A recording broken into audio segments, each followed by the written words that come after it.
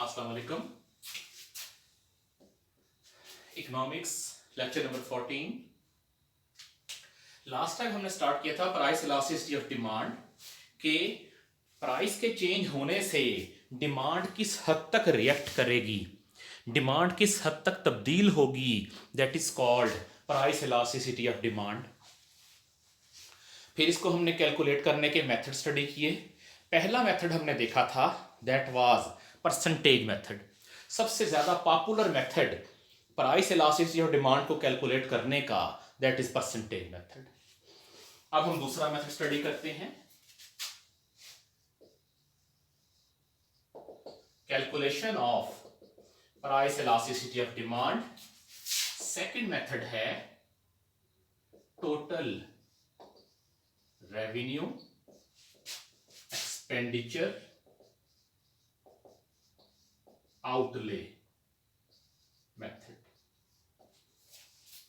के प्राइस के चेंज होने के बाद आपका जो प्रोड्यूसर है उसके रेवेन्यू में कितनी तब्दीली आई है या उसका रेवेन्यू कितना हुआ है, पहले से इंक्रीज किया है या पहले से डिक्रीज किया है।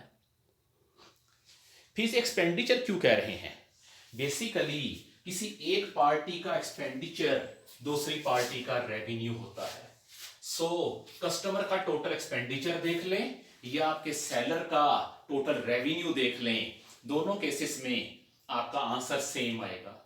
एक्सपेंडिचर को ही आउटले भी कहते हैं कि कस्टमर की पॉकेट से कितने पैसे आपका प्रोड्यूसर, आपका सेलर विथड्रॉ कर रहा है, निकाल रहा है, that is called total outlay method.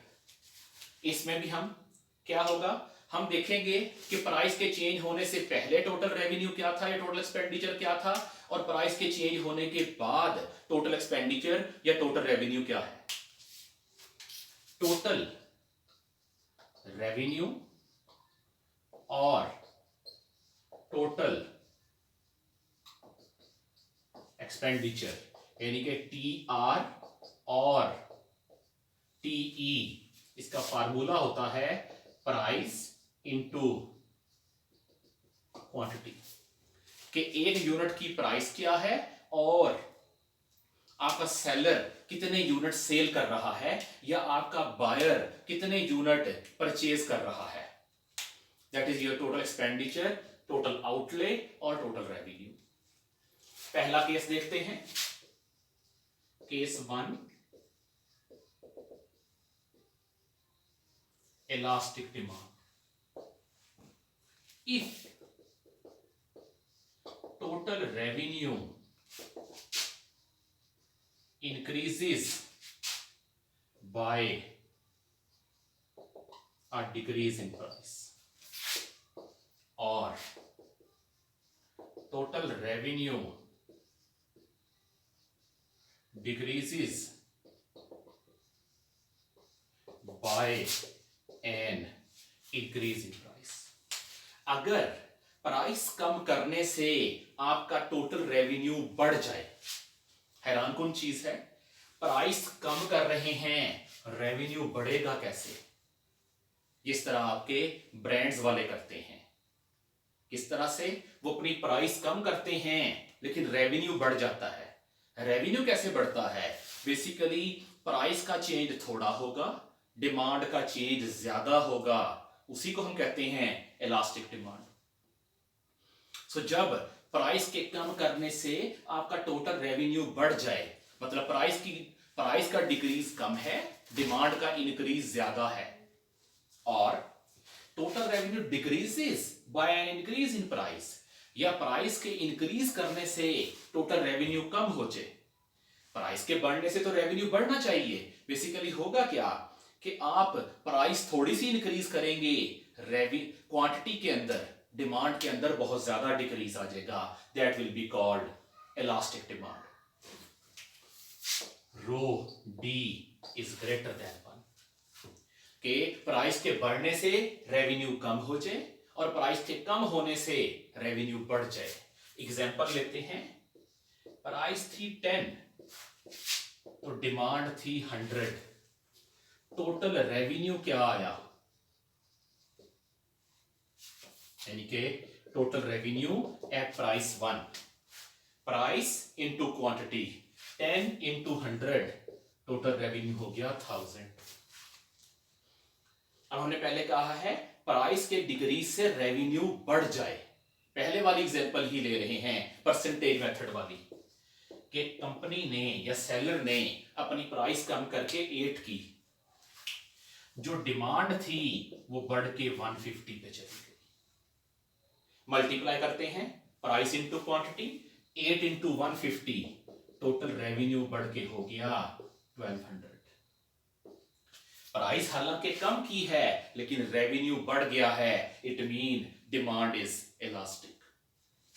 या कंपनी अपनी प्राइस इंक्रीज करे लेकिन आपकी क्वांटिटी कम हो जाए, या यहां पे आ जाए प्राइस इंटू क्वांटिटी 840, हालांकि प्राइस इंक्रीज की है लेकिन रेवेन्यू कम हो गया है, that is called elastic demand. When change in demand overweights the change in price, that is called elastic demand। जब डिमांड का चेंज प्राइस के चेंज को ओवरवेट कर दे, जब डिमांड का चेंज ज्यादा हो प्राइस के चेंज से, इस तरह के डिमांड को हम कहते हैं इलास्टिक डिमांड। ये पहला केस है। दूसरा केस देख लेते हैं, case 2।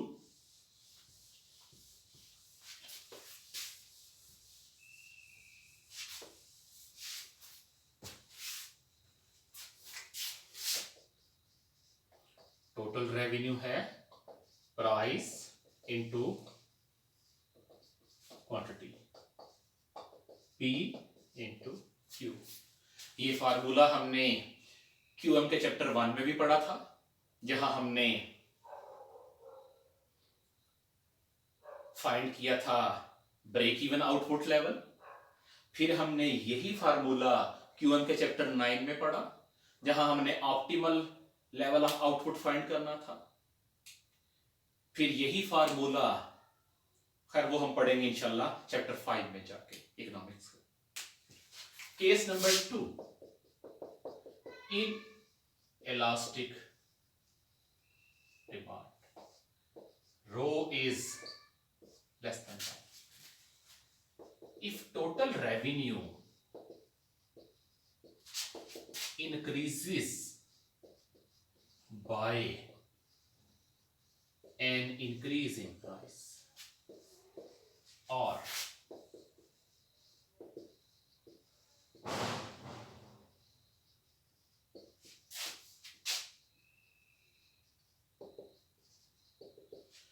total revenue decreases by a decrease in price।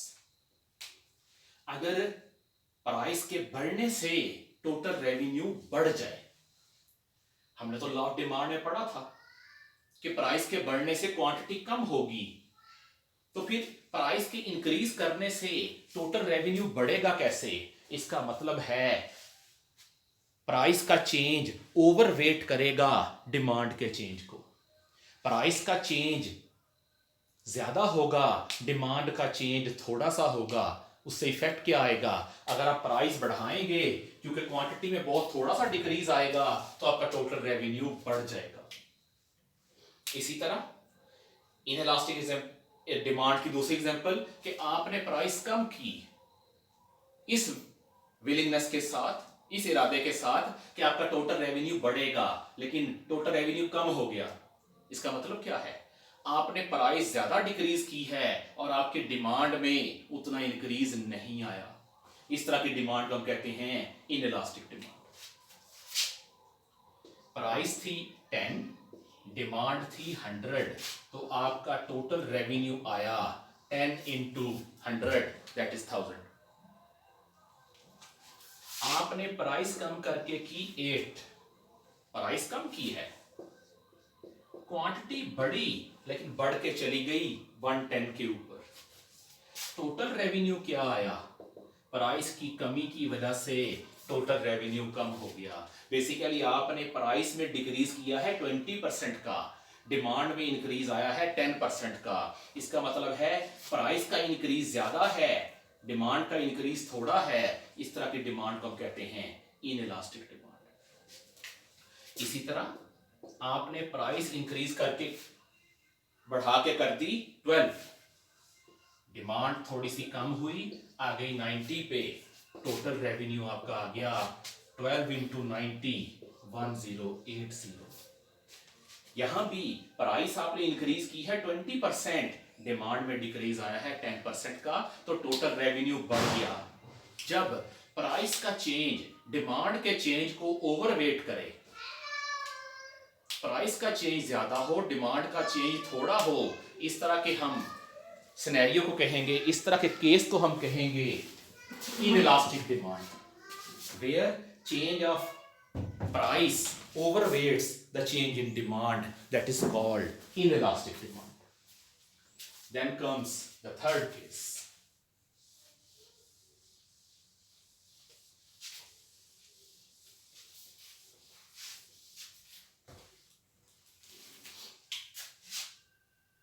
Unit elastic demand. Elasticity of demand equal to 1. When a change in price causes